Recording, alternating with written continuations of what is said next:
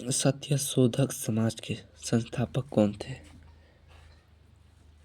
इसका आंसर होगा ज्योतिराव फूले। अमृतसर की संधि पर किस वर्ष हस्ताक्षर किए गए थे? इसका आंसर होगा सन 1809। प्रसिद्ध पुस्तक अर्थशास्त्र में बताती है कि मौर्य काल के दौरान उत्तर पश्चिमी कनबलों और खाली स्थान अपने सोने और कीमती पत्थरों के लिए कौन सा स्थान जाना जाता था? इसका आंसर होगा दक्षिणी भारत।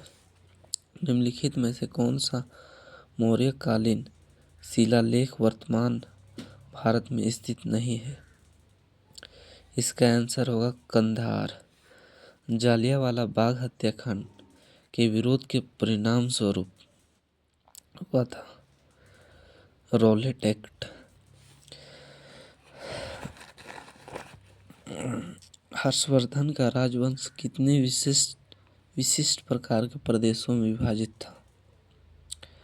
क्वेश्चन है हमारा, हर्षवर्धन का राजवंश कितने विशिष्ट प्रकार के प्रदेशों में विभाजित था? इसका आंसर होगा 4। मौर्य समाज की राजधानी खाली स्थान थी। इसका आंसर होगा पाटलिपुत्र।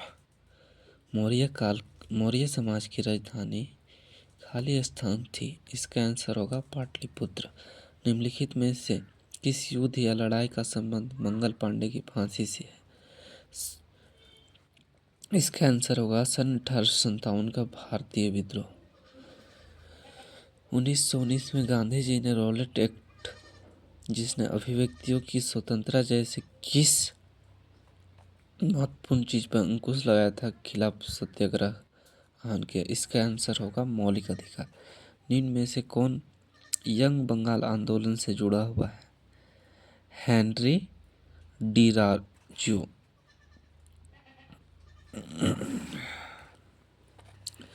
निम्नलिखित में से कौन यंग बंगाल आंदोलन से जुड़ा हुआ है? इसका आंसर होगा हेनरी डिराजो।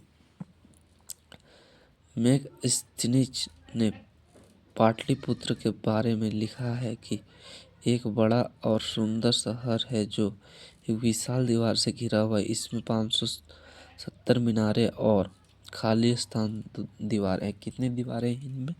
इनका आंसर होगा 64।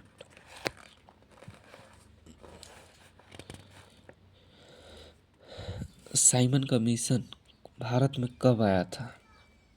इसका आंसर होगा इसका आंसर होगा 1928।